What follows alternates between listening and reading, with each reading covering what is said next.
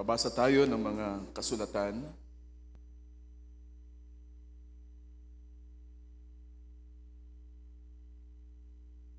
From the book of Ephesians chapter 5, verse 30 up to verse 32.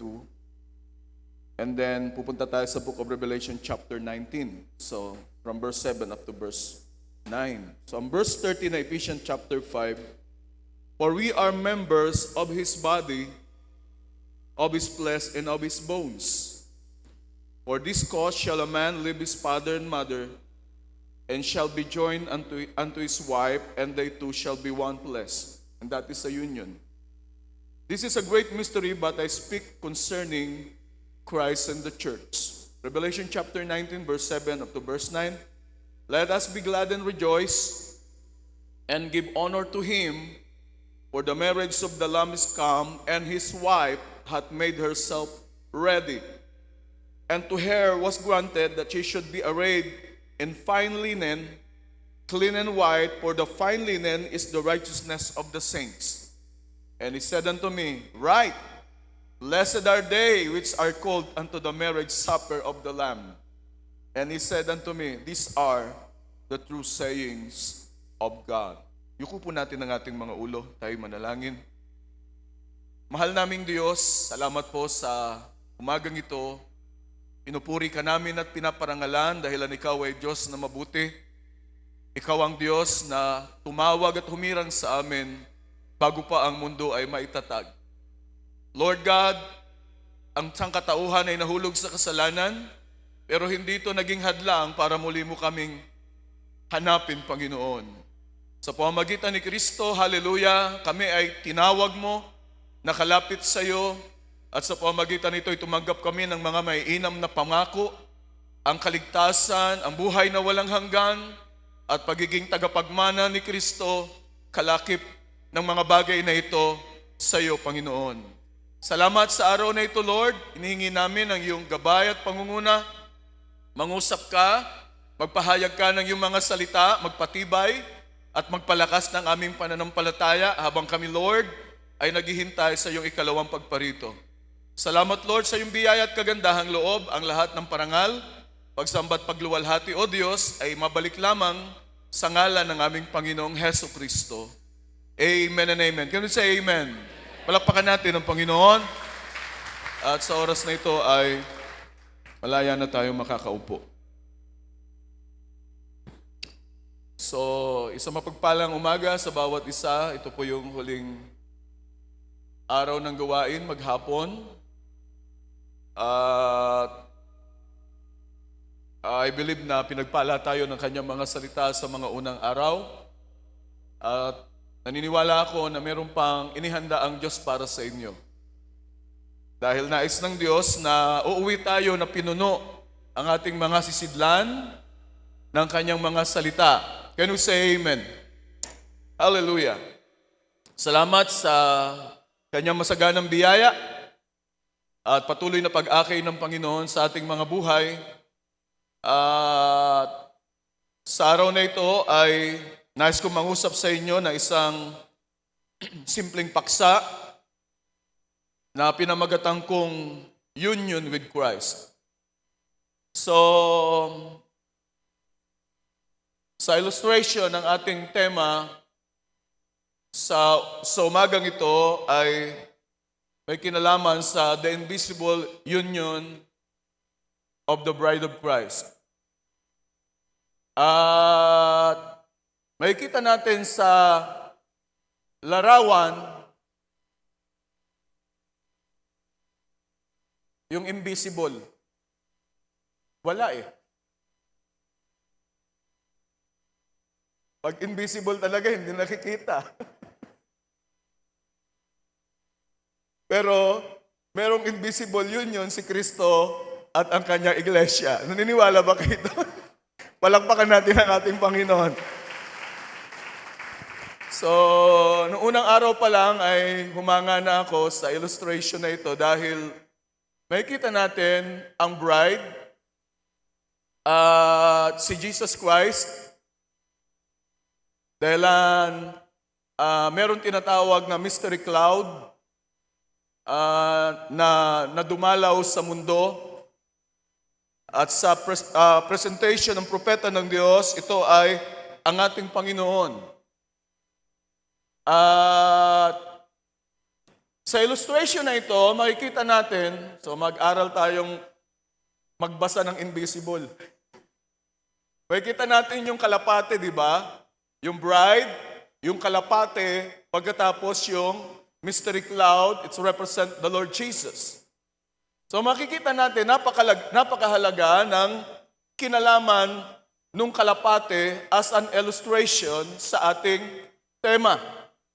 Dahil hindi tayo magkakaroon ng isang union sa ating Panginoon na wala yung kalapate.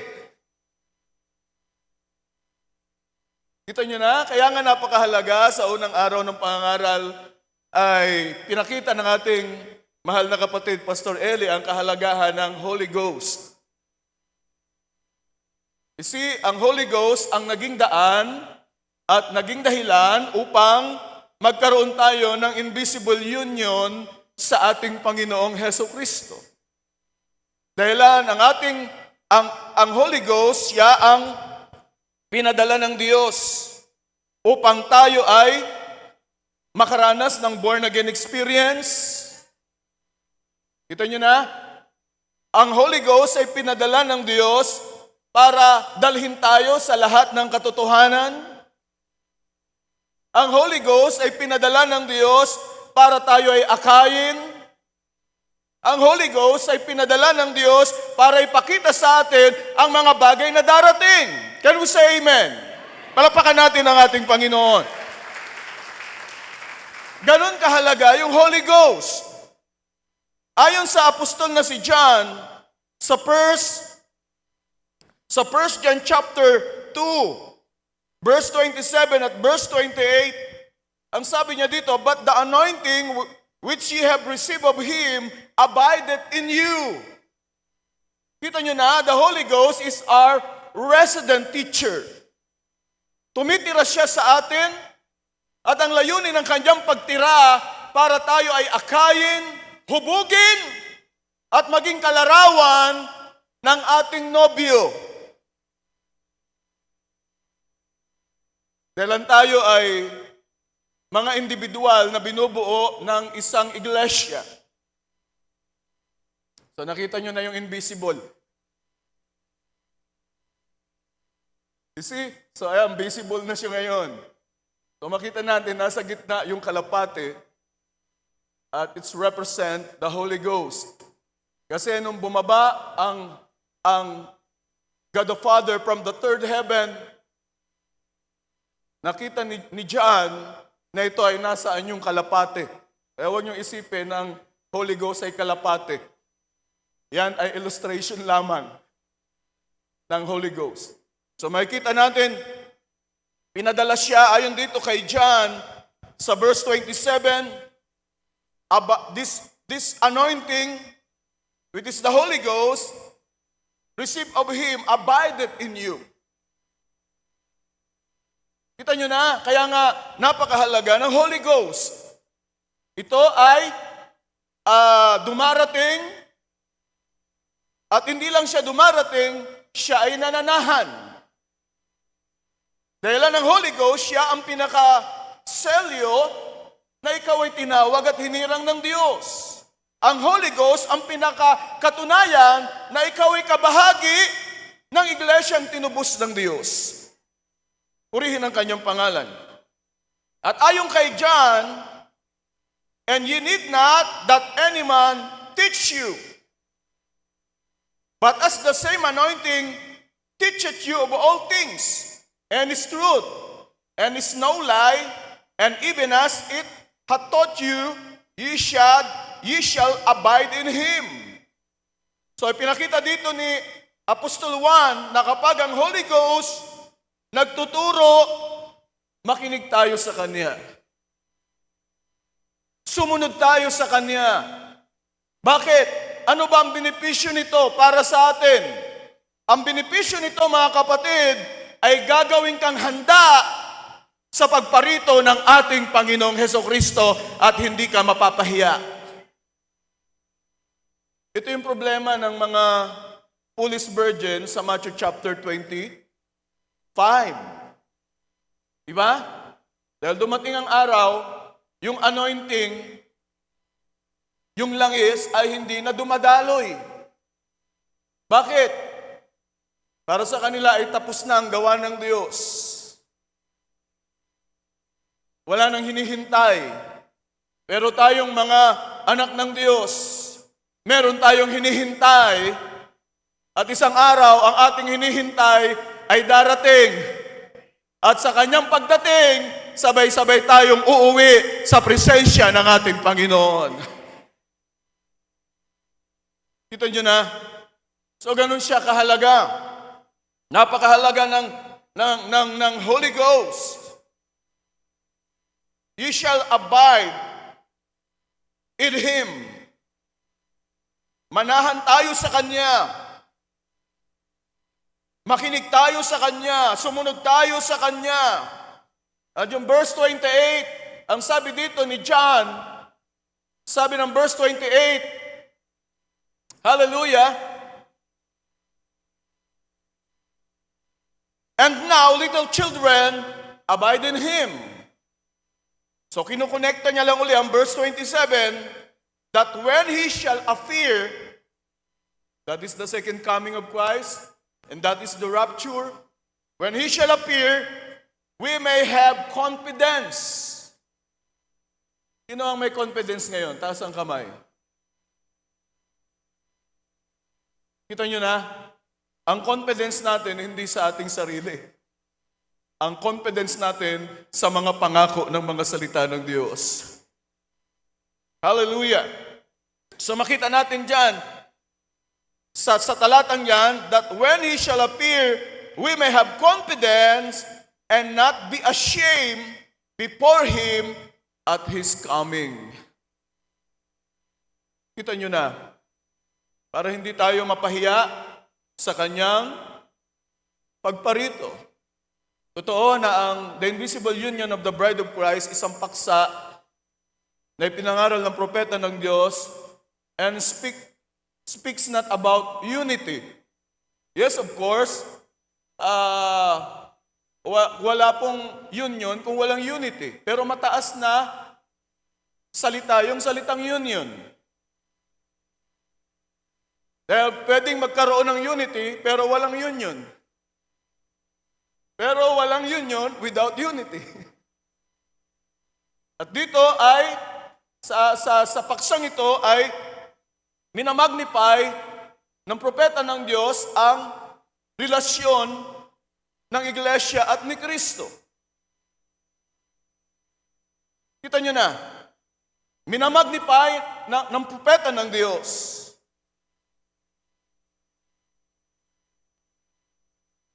By the way, ang iglesia ay composed ng mga taong niligtas ng Diyos. But the church is not the bride. Parang mali ata yung pastora.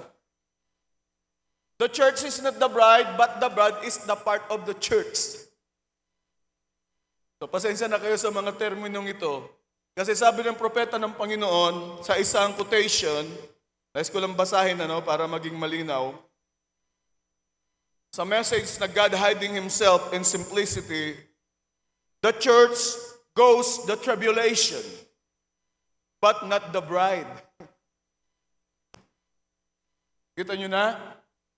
But not the bride. The church goes through for purification. Kaya nga kahit na Brother Pastor Eli, yung mga foolish virgin ay hindi nakasama sa rapture, bahagi pa rin sila ng church. Pero hindi sila bahagi ng rapture. Hindi sila bahagi ng bride. Kita nyo na, sana maging malinaw to sa inyo. Hallelujah. Sometimes ginagamit ang church pero ang tinutukoy yung bride. Pero ang church ay composed ng mga taong niligtas sa ilalim ng biyaya ng Diyos. Pero malinaw sa atin na ang church ay dadaan ng tribulation. Bakit? Hindi sila na-purify dito sa ibabaw ng lupa. Bakit? Pagtuturo ng Diyos, ayaw makinig, pero mga totoong mga anak ng Diyos. You see? Kaya sabi ng propeta ng Panginoon, the church goes through the tribulation, but not the bride. The church goes through, anong layunin? For purification. Sabi niya, sure. Under the sixth seal, right. Israel does the same things for the 144,000, but not the bride. So kita nyo na, ang 144,000 pala, bahagi ng church. Ang police virgin ay bahagi ng church. Ang bride ay bahagi ng church. Pero tanging ang bride ang makakaranas ng rapture. Malino ba sa inyo mga kapatid? Kaya sana wag lang tayong makumpiyansa na bahagi ng church. Dapat tayo ay bahagi ng bride. Can we say amen? Palakpakan natin ang ating Panginoon. Ayan ang bride, oh. Damit na damit ng mga salita ng Diyos. Napakaganda ng awit kanina. Actually, kahapon pa, inaalam ko na yung lyrics nun eh. Salamat, pinaawit kanina. Kasi yun po yung awit ng mga in love kay Kristo. Sino ang in love kay Kristo? Taas ang kamay. Palakpakan natin ang ating Panginoon. Sa message na the future home of the heavenly bridegroom, just to para lamang pagtibayin pa ang bagay nito, sabi niya dito, Noah was a type of the remnant that carried over. So si Noah ay type na foolish virgin. Not the translated bunch, Enoch. Diba? Si Enoch ay ikapito mula kay Adan. At sa ikapito naganap ang translation. Si Enoch. At si Enoch ay tumitipo ng nobya. At tayo ay naniniwala at tayo ay ikapito mula sa iglesia ng mga kapanahunan at wala nang ikawalo. At dito sa ating panahon, tiyak na tiyak tayo, 100% na ang Panginoon ay darating. Purihin ang kanyang pangalan. And sabi niya dito, Noah was a type of the remnant that's carried over, not the translated bunch. Enoch, one man, went in the rapture before the flood came. Kaya nga, sabi ni Jesus, as it was in the days of Noah, and as it was in the days of Lot, so shall it be the coming of the Son of Man. Kita nyo na. So tinitipo ang mga bagay na mararanasan natin dito sa huling mga araw, may tipo ito sa nagdaan. Ang mga lingkod ng Diyos, hindi sila mangangaral ng pretext. Kundi sila mangangaral under the context. Kasi kapag pretext, kung ano-ano na lang sasabihin mo. Pero kapag merong context, merong sinasabing kabuuan. You see? So, gumagamit sila ng mga bagay sa nagdaan para ilarawan ang mga bagay na gagawin ng Diyos sa hinaharap. At napakahalaga ng tulong ng Holy Ghost para buksan ang ating mga unawa at para makita ang gawa ng Diyos sa hinaharap. Can we say amen? Purihin ang pangalan ng ating Panginoon. Sabi dito, one man went in the rapture before the flood came, showing that the church does not go into the tribulation or anything around it. Enoch was translated, one man on the church may be a number. Marami raw kasi ang church. Maraming sumakay sa arka eh. Ilang kaluluwa? Ilang kaluluwa yung sumakay sa arka?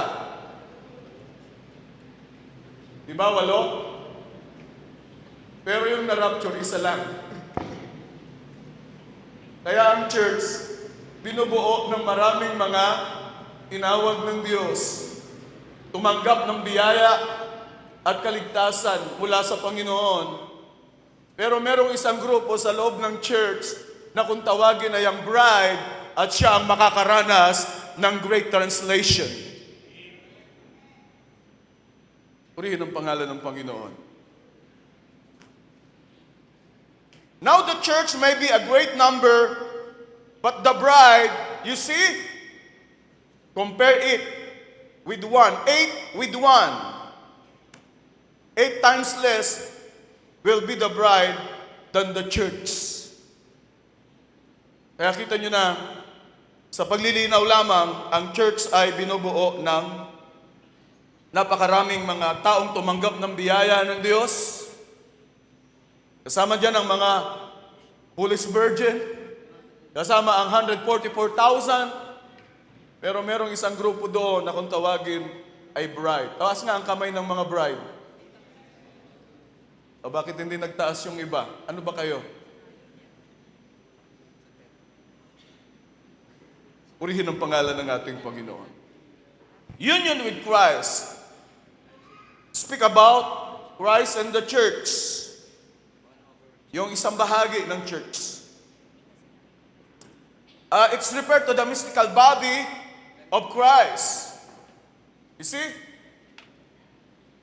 It's not just for a local churches. This body, this mystical body is the overcoming church.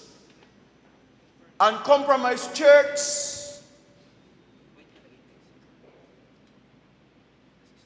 And the church that cannot be touched by the gates of hell. Kita nyo na.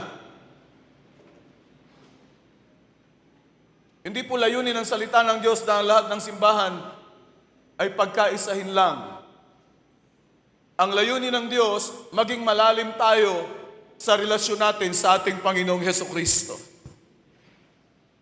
You see? At ang iglesyang ito ay iglesyang hindi kayang mahawakan ng pintuan ng Hades at doon ako konektado. Doon tayo konektado. Sabi ni Pedro sa aklat ng Mateo Kabanatang 16, talatang 18, sinabi niya kay Pedro, "Upon this rock, I will build my church, and the gates of hell shall not prevail against it." Kito niyo na?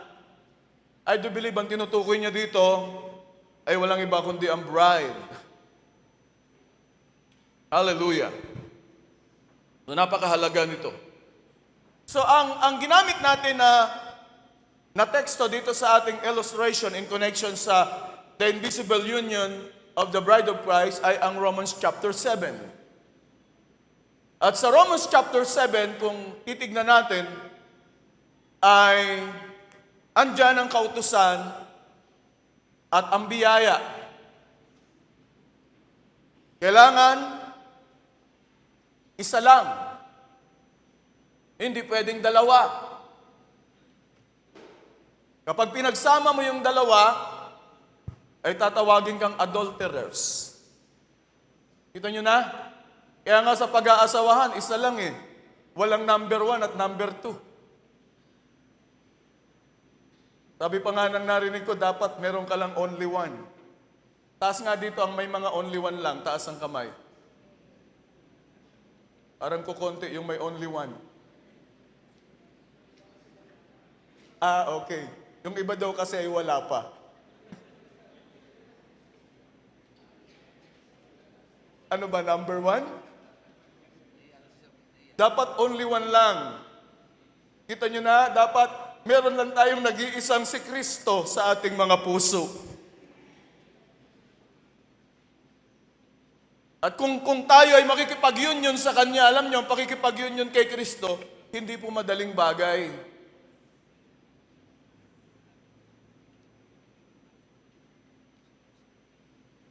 May mga gagawin ka na hindi mo gusto para makaisa si Kristo.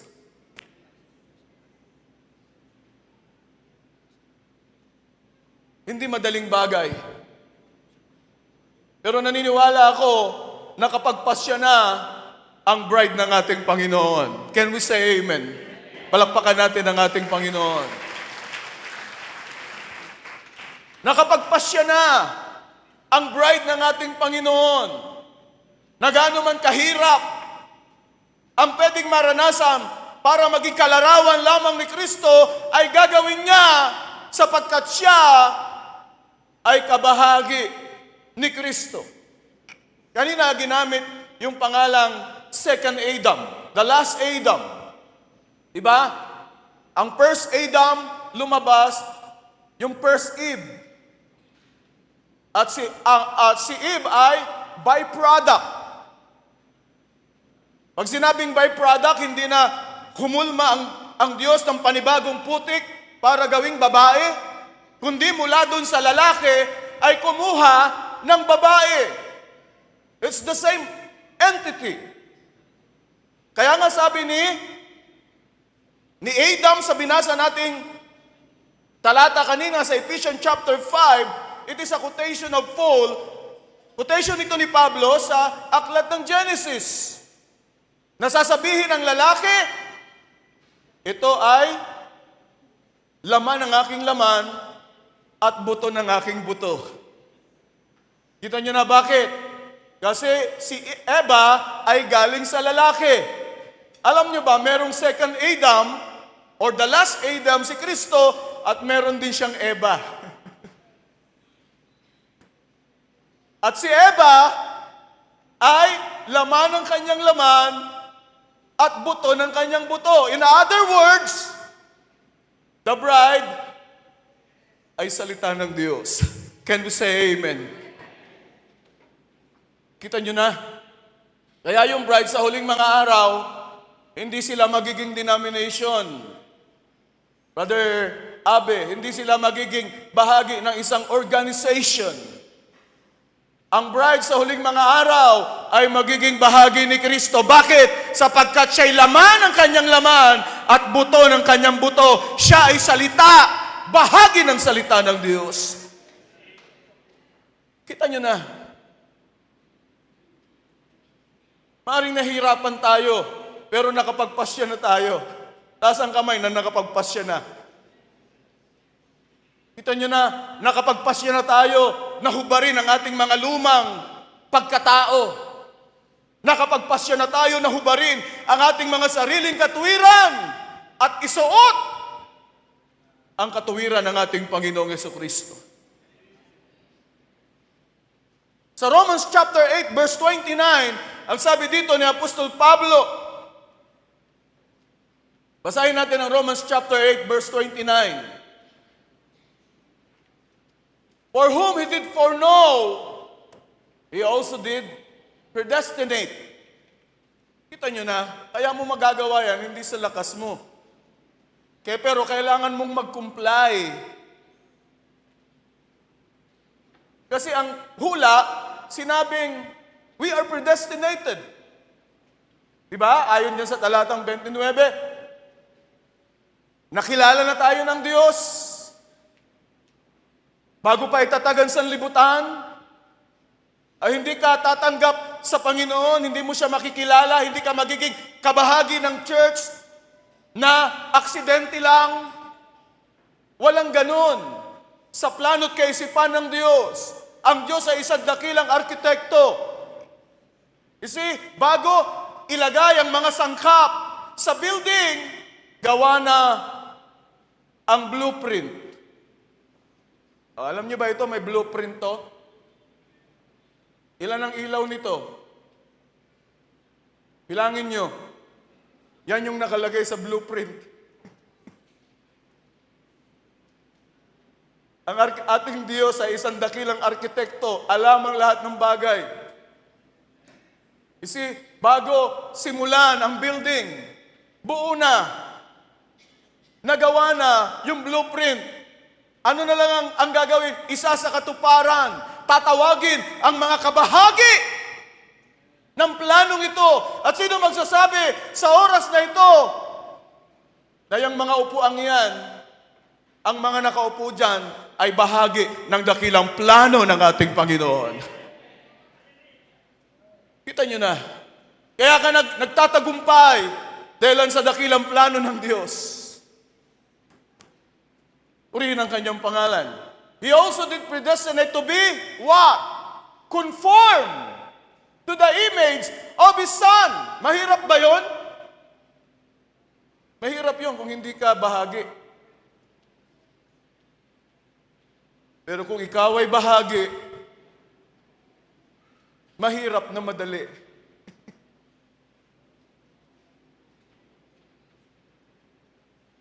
Kita nyo na, mahirap na madali. Bakit mahirap? Nag-i-struggle tayo eh. Diba? Sabi nga ng exhorter kanina, karamihan ng mga kalalakihan dati dito, mga lasinggero.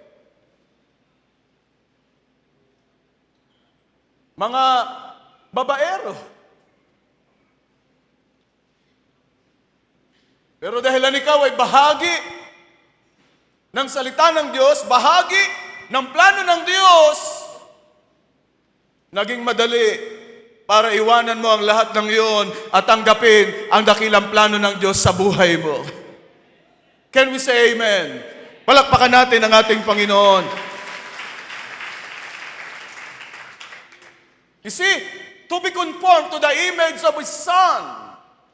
So yan ang pinakalundo ng pagtawag at paghirang ng Diyos sa atin at magagawa natin yan dahil yan ang nakalagay sa blueprint.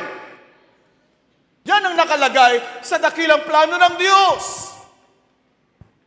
Mahirap, pero madali yan. Ipaubaya mo lang ang sarili mo sa Panginoon. Kita nyo na? Union with Christ. Kaya nga sa union with Christ, nahihirapan tayo.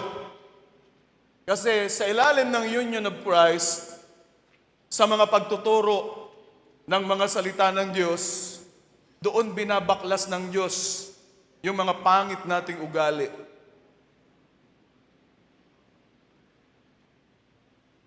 Doon sinisira ng Diyos ang ating mga sariling katwiran. Pinapalitan ng Diyos ng kanyang katuwiran. Sinong gusto ng katuwiran ni Kristo? Taas ang kamay.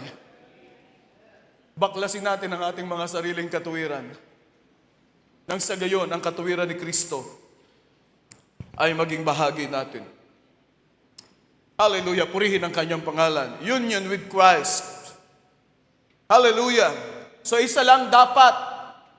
Kung kautusan, kautusan lang. Kung biyaya, biyaya lang. Hindi dapat pinagsasama yung dalawang yun. Or else, tinipo ito ni Pablo sa aklat na yan, sa Romans chapter 7, dahilan ang salitang union, apply na apply to sa mag-asawa. Mataas na anyo ito ng pakikipagkaisa. At itinuring ang mga tinawag ng Diyos sa katagang mga nobya ni Kristo, asawang babae ni Kristo, sapagkat iyan ang mataas na anyo ng pagsasama. You see, iyan ang mataas na anyo ng pagsasama. At sa mataas na anyo ng pagsasamang ito, dito tayo, dinala ng Diyos upang maging kalarawan at kalakip ng ating Panginoong Jesucristo. Galatians chapter 3 verse 13, ang sabi dito ni Apostol Pablo, Christ hath redeemed us from the curse of the law. Kita nyo na, si Kristo ang nag-redeem sa atin. Siya ang tumubos sa atin. Kaya kung meron man sa buhay natin, dapat si Kristo lang. Hindi ang credo at dogma ng relihiyon, ng organization, o ng anumang simbahan. Kita nyo na, para itong mga batas na sumisira sa union kay Kristo. Kita nyo na? Napakahalaga niyan. Christ hath redeemed us from the curse of the law. What is the curse of the law? Death. Kaya nga kapag nasa ilalim ka ng batas, walang buhay dyan. Yan ay kamatayan. Pag nasa ilalim ka ng creed and dogma, walang buhay dyan. Kamatayan. Kita nyo na? Pero kung ikaw ay nasa ilalim ng biyaya, andyan ang buhay na walang hanggan at nandyan si Kristo.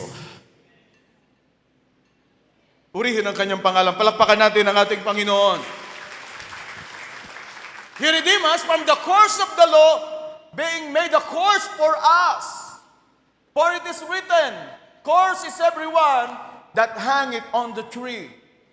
Yan yung matinding punishment. Sa nagdaang panahon, unti-unti kang pinapatay. Unti-unting nauubos ang iyong dugo habang ikaw ay nakabilad sa sikat ng araw. At ang mga kamay mo'y nakapako. At ang dugo ay unti-unting tumutulo at nauubos.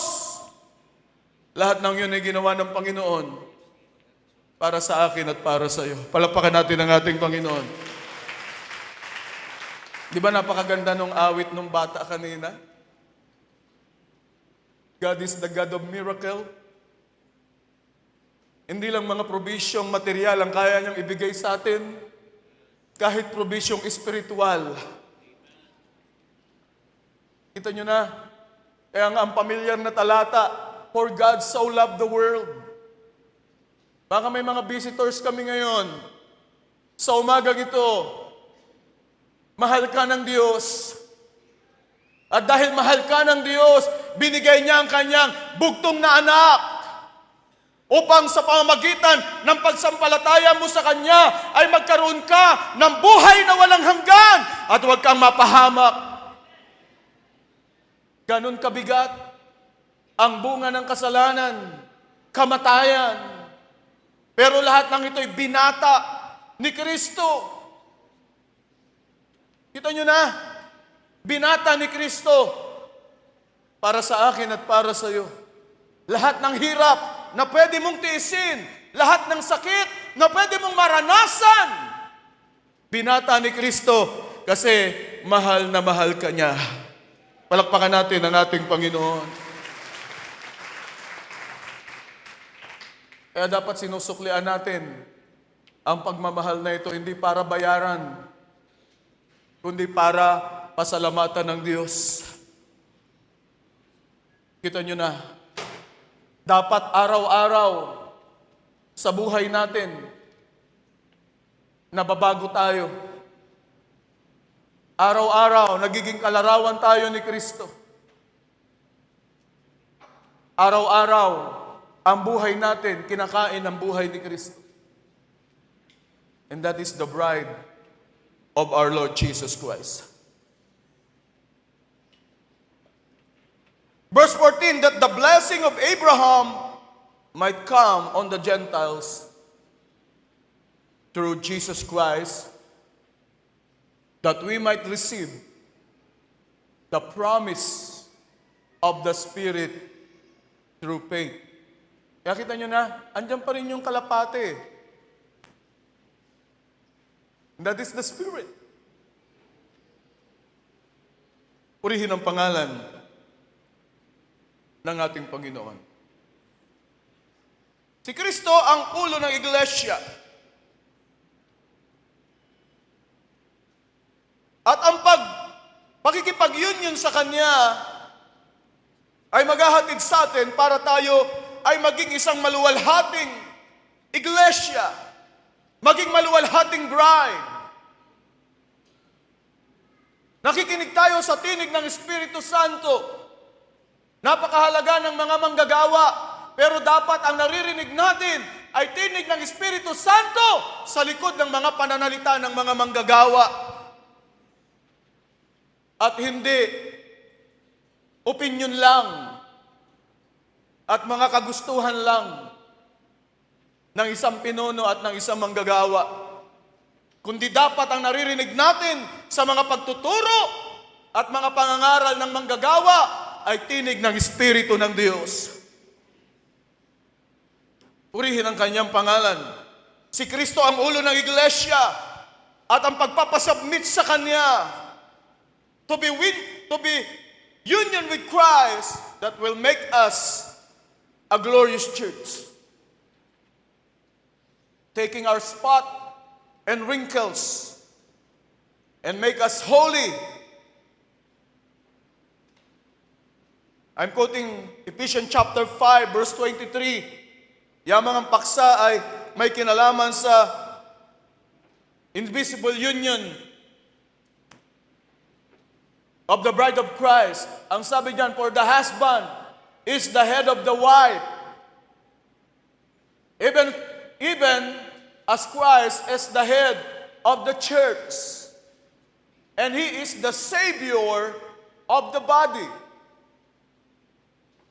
Kita nyo na, dapat ang Savior ng asawang babae yung asawang lalaki.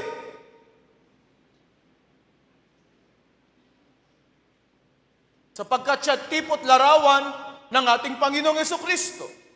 Verse 24, ang sabi diyan, therefore, as the church is subject unto Christ, so let the wives be to their own husband in everything.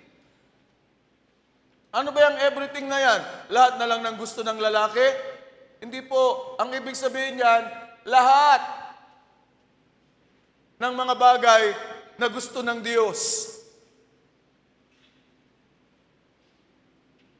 Kaya kung may mga, taas dito yung mga kamay ng mga asawang babae. Kaya pag may mga hindi kayo nagugustuhan sa inyong mga asawang lalaki, sumbong nyo. Kanino? Kay pastor? Sa kanyang ulo. Dahil ang ulo ng lalaki ay si Kristo, ang ulo ng babae ay ang lalaki. Sumbong nyo sa higher authority. Kapag ang mga pinaggagawa ay hindi na ayon sa kalooban ng Diyos at sa salita ng Diyos. Ang salitang everything dyan ay hindi ibig sabihin lahat na lang ng gusto ng lalaki. Eh kung paano sinabi ng lalaki, huwag ka nang dumalo. Eh pastor, sabi in everything eh. You see? At ang sabi ng verse, verse 25, sabi dyan, husband, love your wives even as Christ also loved the church and gave Himself for it. So yung verse 25, ipinakita ang pagmamahal ng lalaki sa babae, gaya ng pagmamahal ni Kristo sa iglesia.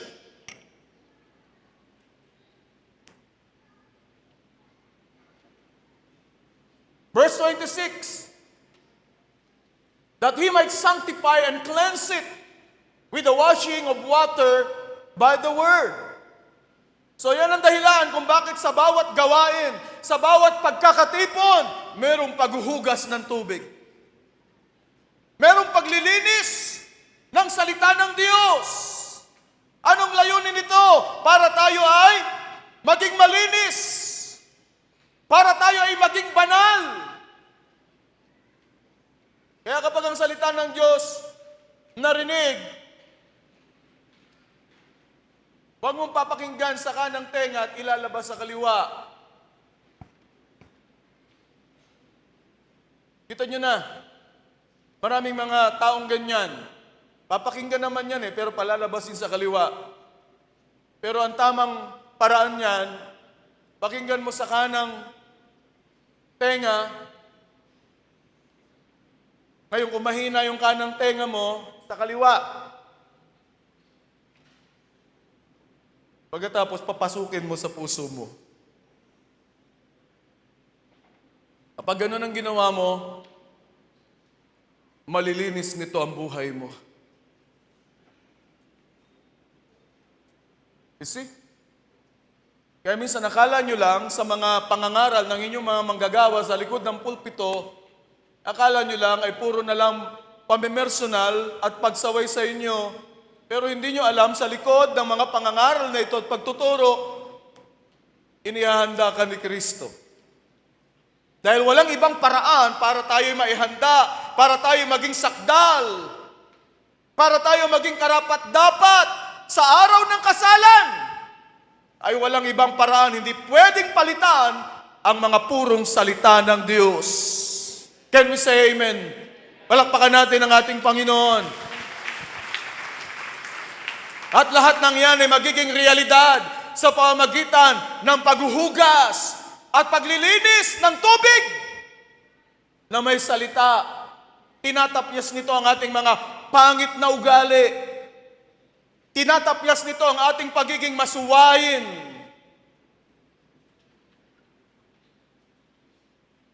You see?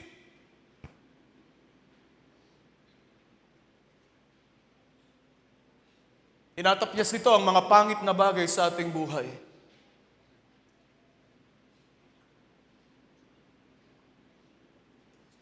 At laging mayroong kinalaman ang salita ng Diyos. Kaya sa aming mga pangangaral, tinitiyak namin, salita ng Diyos ang maririnig nyo, kasi yan ang tanging paraan para maging sakdal tayo sa harapan ng Diyos. Yan ang tanging paraan para yung verse 27, that He might present it to Himself a glorious church. Kita nyo na. Yan ang pinaka-layunin ng paghuhugas ng salita ng Diyos. Kasama ang nandyan ang mga pagsaway, andyan ang mga pagtuturo, andyan ang mga pagtutuwid.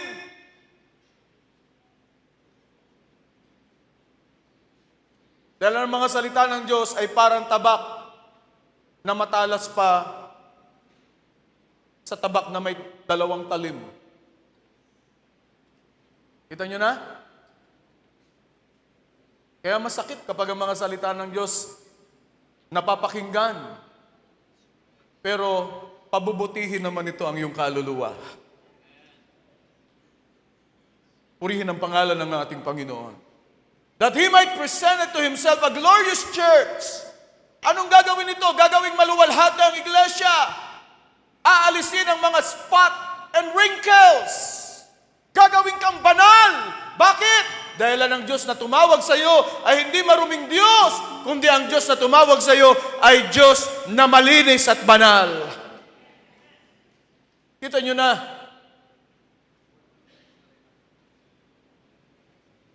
Yan ang pangunahing layunin kung bakit ang mga salita ng Diyos ay pinapangaral, itinuturo.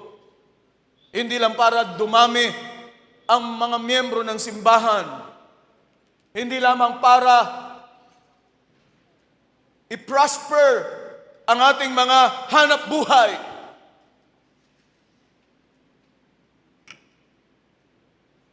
Kundi ang pinakalayunin talaga kung bakit ang salita ng Diyos ay pinadadala tuwing gawain para ihanda ang isang iglesia na sasalubong sa ating Panginoon. Ikaw ba ang iglesyang yan? Palakpakan natin ang ating Panginoon. Hallelujah!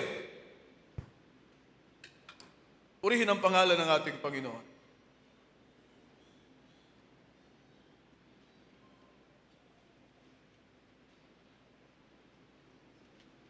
Kaya yung binasa natin kanina na teksto sa aklat ng Ephesians chapter 5, babasahin ko ang verse 30, for we are member of His body and of His flesh and of His bones. That is union. By the way, ang salitang union, ang ibig sabihin nito, something that is made one. Kita nyo na? Si Eva ay kaisa ni Adan. Kaya kahit na si Eva ay nagkamali at nahulog sa kasalanan, kaya nga ang kasalanan ni Adan, hindi naman talaga tahasan eh. Ginawa niya yon para iligtas nga si Eva. Ang nadaya talaga si Eva, hindi naman si Adan. Ang ginawa ni Adan, sumalangsang siya sa utos ng Diyos para iligtas si Eva. Kita nyo na. The same ang ginawa ng ating Panginoon. Sa paglalarawan lang, lahat ng mga bagay na parusa na para sa church, kinuha ni Kristo. Yan ang dahilan kung bakit buhay ka ngayon. Yan ang dahilan kung bakit hindi ka papunta ng impyerno o dagat-dagatang apoy. Dahil ang lahat ng mga bagay na pwede mong maranasan, kinuha ni Kristo sapagkat ganyan niya kamahal ang kanyang bride. Can we say amen? Palakpakan natin ang ating Panginoon. So, ang ibig sabihin ng salitang union, something that is made one. An act or instance of uniting or joining two or more things into one. So ito yung dalawa na naging isa. Hindi lang sila nagkaisa, kundi talagang sila ay isa. Pwede kasi ngang dalawa magkaisa pero hindi isa. Kita nyo na? Iba yung salitang union. At kapag ginamit ang salitang union, majority ginagamit ito sa mag-asawa. Ang mga anak ng mag-asawa ay ang bunga ng kanilang union. Malalim na relasyon. Malalim na pagsasama. At kung tayo ay merong union kay Kristo, yung buhay ni Kristo ay magiging bahagi natin. Yun ang magiging bunga natin. Kaya tignan ninyo ang itsura nyo ngayon. Yan ay bunga ng inyong pakikipagkaisa kay Kristo. You see? Purihin ang pangalan ng Panginoon. Can we say amen? So bunga yan ng pakikipagkaisa, ang salitang union ay majority ginagamit ito sa mag-asawa. At isa pa sa kahulugan ng salitang union, the growing together of severed parts. So ibig lang sabihin ay lumalago magkapareho. Nagiging magkaitsura habang tumatagal ang pagsasama. Kaya nga dapat araw-araw ang pag-ibig natin kay Kristo, tumatamis ng tumatamis. Hindi sana pinapapait ang ating pagmamahal kay Kristo ng mga problema at mga suliranin na nararanasan natin sa buhay. Dapat araw-araw ang pag-ibig natin kay Kristo ay tumatamis ng tumatamis. Taas ang kamay ng pag-ibig ni Kristo, tumatamis ng tumatamis araw-araw sa kanilang buhay. Nakikita yan sa buhay. You see? Purihin ang pangalan ng ating Panginoon. So yung Ephesians chapter 5, for we are member of His own body, of His flesh and of His bone. For this cause shall a man leave his father and mother, and shall be joined unto his wife, and they two shall be one flesh. Kaya kita nyo, isang katawan na lang sila. Kaya nga, pag nakita kanila, para na rin nilang nakita si Kristo. Naniniwala ba kayo doon? Dahil sa inyong buhay, kayo ang mga letrang lumalakad na buhay. Dahil kayo ay bahagi ng salita ng Diyos. Ang bride ng ating Panginoon, habang tumatagal, nagiging kamukhang-kamukha ni Kristo na salita. Kaya one of this day, bago ang rapture, ipapakilala ng Diyos ang totoong iglesia. Ngayon, we have 10,000 religion na nasa SEC. Everyone says, kami yung katotohanan, kami yung totoo. Hayaan lang natin yun. Pero iba kasi kapag ang Diyos na ang nagsabi, lahat ng labi matitikom kapag ang Diyos na ang nagsalita. Kita nyo na. So ganyan ang gagawin ng Diyos sa huling mga araw. Ang rapture ay hindi po konsepto, hindi katulad ng konsepto ng mga tao na bigla ka na lang mawawala. Bago ang rapture, may pagpapakilala ang Diyos na gagawin sa kanyang iglesia, sa kanyang bride. Handa na ba kayo? Next year, 2026 na. Kaya nga sabi ng mga speaker natin, ano kaya?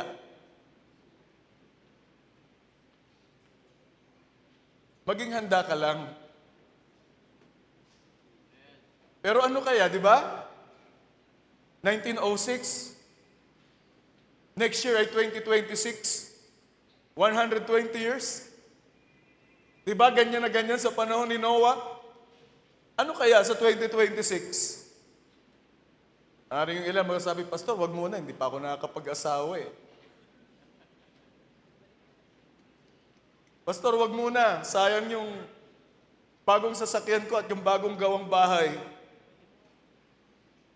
Pero nais kong sabihin sa inyo mga kapatid, wala man lang yan sa kalingkingan ng mga bagay na inihanda ng Diyos sa iyo sa kanyang kaharian. Palakpakan natin ang ating Panginoon. Huwag natin panghinayangan ng mga bagay na yan. Kung next year, babalik na si Lord. Huwag niyong sabihin na sinabi ko na thus saith the Lord yun, ha? Baka mamaya sabihin ng ilan, 2026 pala darating si Lord. Yun ay pagsasapantaha lang. Ano kaya? Marami kaya makakasama sa pag-agaw? O marami kaya may iwan? Sino ang confidence na magsasabing, makakasama ako sa pag-agaw? Taas ang kamay. Nako. Konti lang ang nagtaas ng kamay. Uulitin ko. Sino ang confidence na makakasama sa pag-agaw? Taas ang kamay. Palakpakan natin ang ating Panginoon. Hindi ikaw ang may gusto na makasama ka sa pag-agaw, kundi yung Diyos na tumawag sa iyo. Kaya nga mga kapatid, yung Revelation chapter 19, ilang sandali magtatapos na ako. Yung Revelation chapter 19, ang sabi ng verse 7, let us be glad and rejoice. Alam nyo, hindi po si John ang nag-introduce nito. Hindi si John. Narinig lang ni John at isinulat niya lang. Alam niyo ba kung sino ang nag-introduce nito? None other than but the angel of the Lord. Kaya nga nung magsalita tong angel of the Lord, lumuhod si John para sambahin yung angel eh. Pero sabi ng angel, huwag mong gagawin yan. Kita nyo na. Inintroduce niya ngayon. Let us be glad and rejoice. So kita nyo na, kung meron mang pinakamasaya na ang puso nag-uumapaw at galak na galak sa araw na yon, ay ang mga taong ikakasal sa kordero. Ang mga taong makakasama sa pag-agaw. At nais kong sabihin sa inyo, kung meron mang gustong makasama ka sa pag-agaw, hindi lang basta ikaw yun, kundi siya na nagmamahal sa'yo. Alam niyo ba yun? Alam ko kung bakit walang masyadong nagtataas ng kamay. Lagi nilang nakikita yung mga kahinaan. Diba? Yung mga kakulangan. Sa tingin nyo kaya makakapagbago sa isip ng Diyos yun? Yung pagsisikap ninyo sa paglilingkod sa Diyos na gawin ang kanyang kalooban, kahit na kayo ay nakakaranas ng ups and down, sapat na yun para isama kayo ng Diyos. Sabi ng Diyos kay Moses, hindi sa kanya na may ibig, hindi sa kanya na tumatakbo, kundi sa Diyos na nahahabag. Pastor, nagsisikap ako. Good. Ipakita mo sa Panginoon. Sapat na yon. Kita nyo na, tatakpan na yan ang dakilang pag-ibig ng Diyos sa inyo. Palakpakan natin ang ating Panginoon. Let us be glad and rejoice and give honor to Him. For the marriage of the Lamb is come, and His wife hath made herself ready. Kita nyo na, kahit na nag-ups and down tayo sa ating mga paglilingkod, pero naghahanda tayo. Sinisikap natin ang maglingkod sa Diyos, gawin ang kanyang kalooban, at yun ay sapat na. Dahil kung meron mang may ibig na ikaw ay makasama sa pag-agaw, hindi lang ikaw, kundi siya na nagmamahal sa iyo.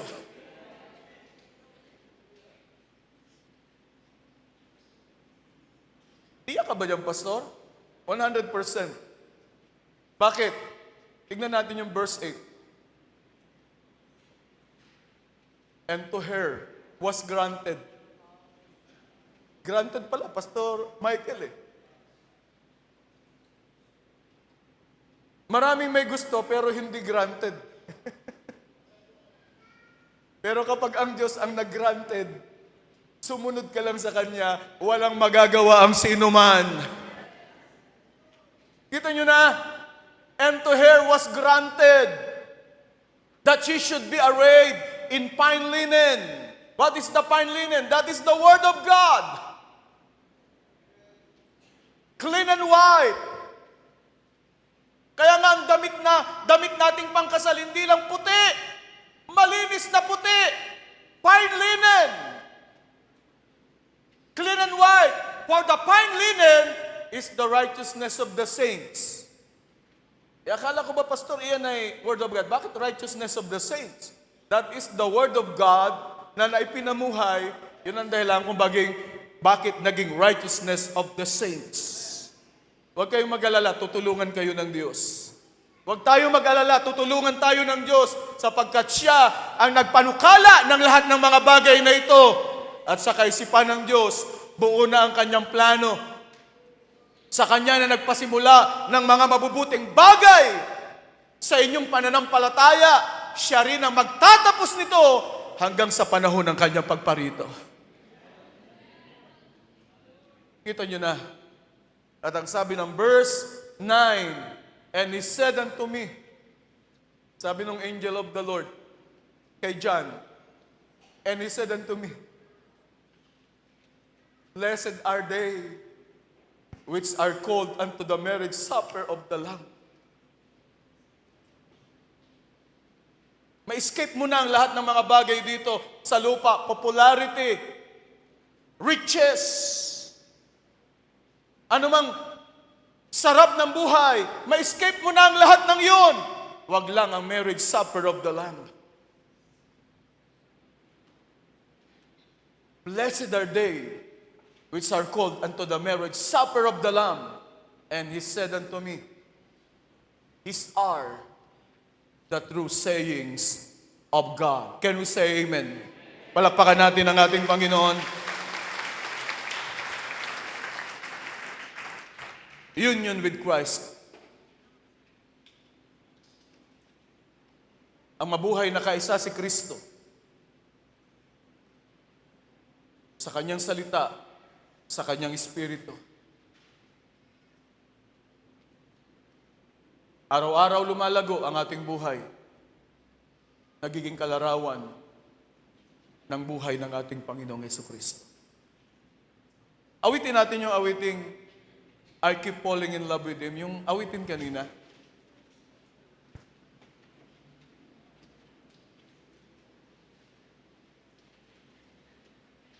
Okay lang. Upo muna kayo saglit. Awitin muna natin ito. Hallelujah. In love ka ba kay Kristo? Dapat ang bride ay in love kay Kristo. Pag in love ang isang tao kay Kristo, meron siyang inspiration. At isa sa inspiration na meron siya, kaya niya ang gawin ng lahat ng bagay alang-alang sa kanyang minamahal. At mahal natin ang ating Panginoong Jesucristo, ang kanyang biyaya, ang akay at tutulong sa atin para magawa natin ang mga bagay na ito. Awitin natin to.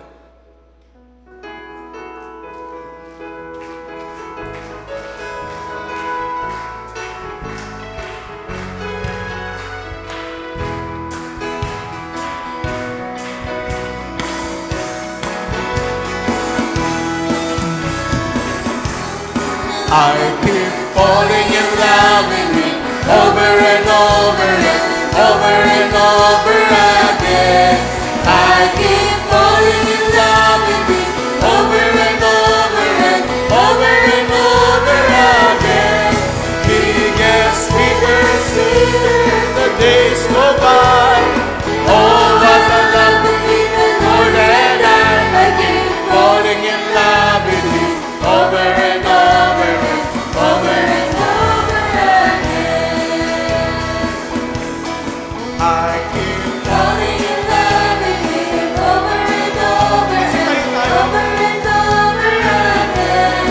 I keep falling in love with you over and over and over again. He gets sweeter and sweeter as the days go by. Oh, what a love between the Lord and I keep falling in love with you over and over and over again. Mga kapatid, gawin nating matamis. Araw-araw ang ating pag-ibig kay Kristo.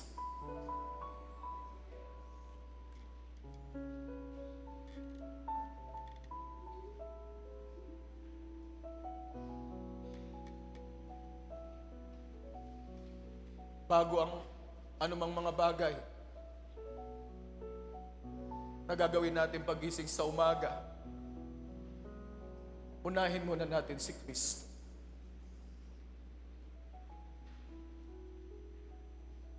Huwag natin pabayaan ang ating mga pananalangin. Huwag natin pabayaan ang mga oras at mga sandali na makikipagniig tayo sa Kanya. Yan ang gusto ng ating Panginoon. Hallelujah. Nais nyo bang tumingkad na tumingkad ang inyong pag-ibig sa Kanya? Araw-araw, mahalin natin ang ating Panginoon. Awitin natin muli ang awiting ito. I keep falling in love with Him. At ibabalik ko sa ating MC ang huling mga bahagi. Hallelujah.